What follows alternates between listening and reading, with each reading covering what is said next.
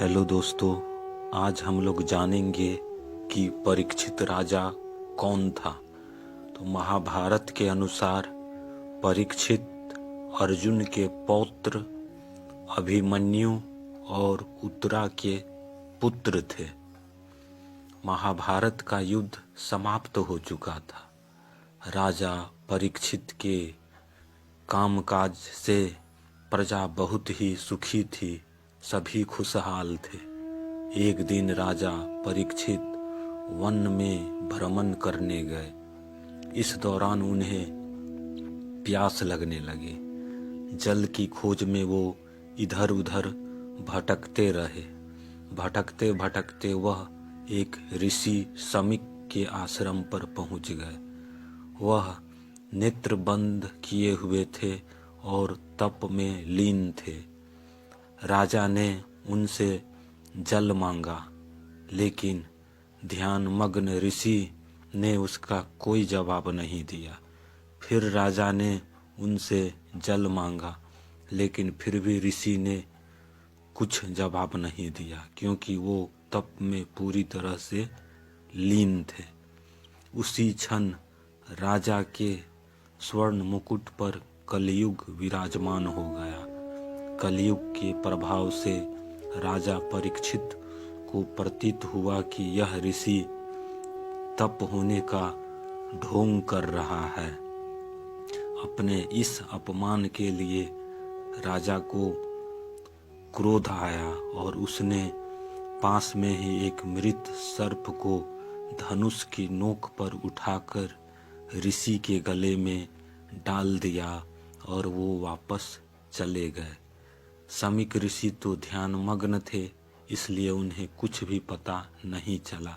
लेकिन जब उसके पुत्र रिंगी ऋषि को इस बात का पता चला कि राजा परीक्षित ने ऐसा काम किया है, तो वह बहुत ही क्रोधित हो गया और उसने सोचा कि वह अगर जीवित रहेगा तो इसी तरह ऋषियों का अपमान करता रहेगा।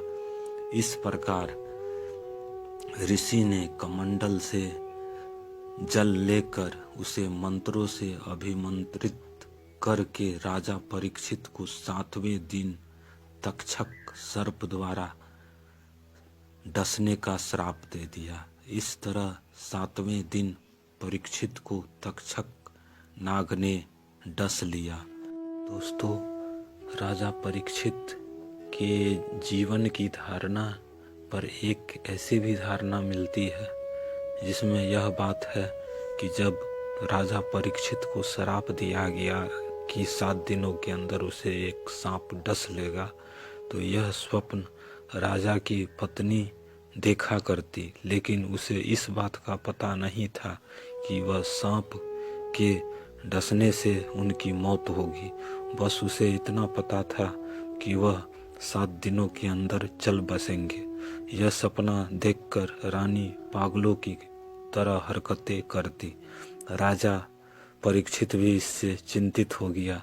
उनके सेनापति, अंगरक्षक सभी सतर्क हो गए और राजाओं की सुरक्षाओं के लिए सभी लग गए। जैसे जैसे दिन बीतता गया, वैसे वैसे छोटी छोटी घटनाओं को हराते हुए समय को पार किया जा रहा था। लेकिन जब 7वें दिन कुछ पहर बाकी थे, तो स्थिति ऐसी हुई कि लोहे के पिंजड़े बनाकर एक नदी के बीच में उसे रखा गया और राजा उसमें अपने आप को सुरक्षित रखा कि किसी तरह यह समय पार हो जाए, जिससे यह संकट टल जाए।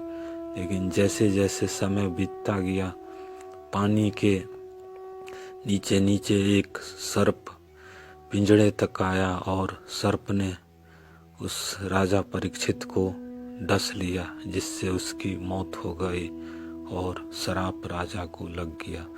दोस्तों, कहने का अर्थ है, राजा परीक्षित की जो दर्द भरी मौत घटना है, यह जरूर ही मर्माहत करती है।